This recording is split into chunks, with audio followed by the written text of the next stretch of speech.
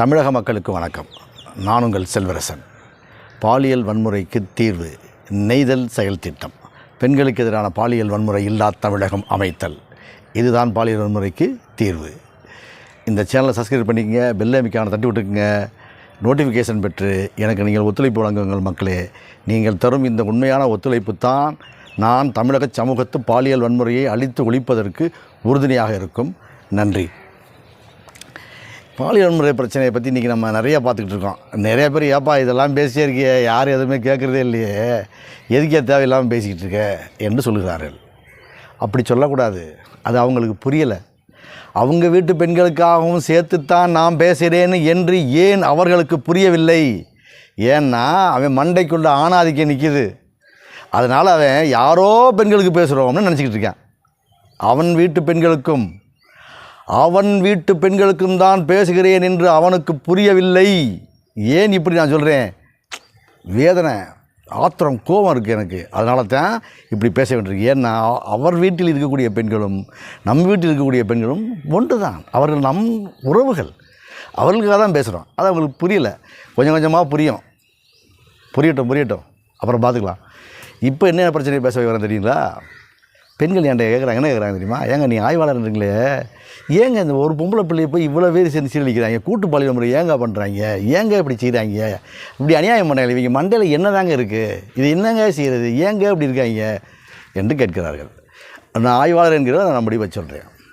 4 பேர் ஃப்ரெண்ட்ஸு சேர்ந்தேன்னு வச்சுங்களேன். என்ன மச்சான், வேலை கிடச்சிடான்னு, இப்போ டீட்டு இல்லையா அப்படின்றியான். கொடுத்துருவான் அப்படின்னு 4 பேர் ஒன்றா சேர்ந்து ஒரு ஃபுல் பாட்டில் இல்லை 2 ஃபுல் பாட்டில் வாங்கி எல்லாம் குடிச்சிட்டு எங்கிட்டு நகர முடியாமல் மட்டையாகி இந்த பாம்பு எதையாவது தவளையை முழுங்கிட்டு நகர முடியாமல் போகிறது கிடக்குல்ல, அந்த மாதிரி மட்டையாகிடுறது. இதில் இவருக்கு சந்தோஷம். சரி, அதுக்கப்புறம் என்ன செய்கிறது? இந்த ரவுடியில் இருப்பாங்க பார்த்தீங்களா, மச்சான் என்னை ஒருத்தர் அடித்தாண்டா, அப்புறம் அவனை அடித்தாவன் ஓடா கேட்கலாம் அப்படின்ட்டு போய் 4 பேர் சேர்றது. எல்லோரும் சேர்ந்து போய் 4 பேர் ஒருத்தர் அடித்து மண்டையை உடச்சி அவன் மண்டையில் ரத்தம் சொல்ல விழுதுன்னு வச்சுங்க. சூப்பரு, சாதிச்சிட்டான்ப்பா, பயங்கரமாக சாதிச்சிட்டாங்க அப்படின்னு வந்துடுவேன். இது ஃப்ரெண்ட்ஸுகளுக்கெல்லாம் ஒரு கூட்டு செயல். இப்போ என்ன பண்ணுறேன், ஒருத்தன் ஏதோ ஒரு பிள்ளை சிக்கிருச்சு, என்கிட்ட போய் பிடிச்சி தூக்கிட்டு வந்துட்டாங்க.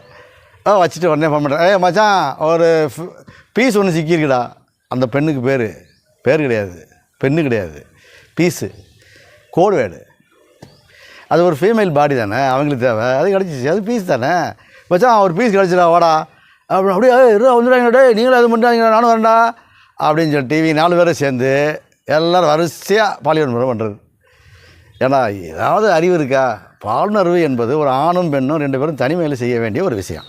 இதுதான் எல்லாருக்கும் தெரியும். இப்படி 4 பேர் ஒவ்வொருத்தராக போனால் இதுக்கு ஒரு பொம்மையை வாங்கி வச்சுட்டு டெய்லி 10 பேர் 15 பேர் போயிட்டே இருக்க வேண்டியதானே. இது எதுக்கு ஒரு பெண்ணு வாழ்க்கையை சீரழிக்கணும்? இது அந்த மண்டையில் ஏறாது. ஏன்னா இதில் இருக்கிறது ஆணாதிக்கம். அந்த ஆணாதிக்கம் இருக்கிற வரைக்கும், அது செயல்படுற வரைக்கும் இது இப்படி நடக்க தான் செய்யும். அந்த ஆணாதிக்கத்தை தான் நான் எதிர்கொள்வேன். ஆய்வு முடிவு உங்களுக்கு இப்போ நான் சொல்கிறேன், தெரிஞ்சுக்குங்க. பெண்களின் அறிவின் மீதான வன்முறையே பெண்களின் உடலின் மீதான வன்முறையாக மாறுகிறது. அந்த வன்முறையை தடுத்து நிறுத்துவதற்கான அனைத்து ஏற்பாடுகளும் செய்து வைத்திருக்கிறேன். விரைவில் தொடங்க இருக்கிறேன். இது உங்கள் நெய்தல் செயல் திட்டம், பெண்களுக்கு எதிரான பாலியல் வன்முறை இல்லா தமிழகம் அமைத்தல். நான் உங்கள் செல்வரசன். தமிழக சமூகத்து பாலியல் வன்முறையை அழித்தொழிக்கும் ஒரு தலைவன் உருவாகிறான்.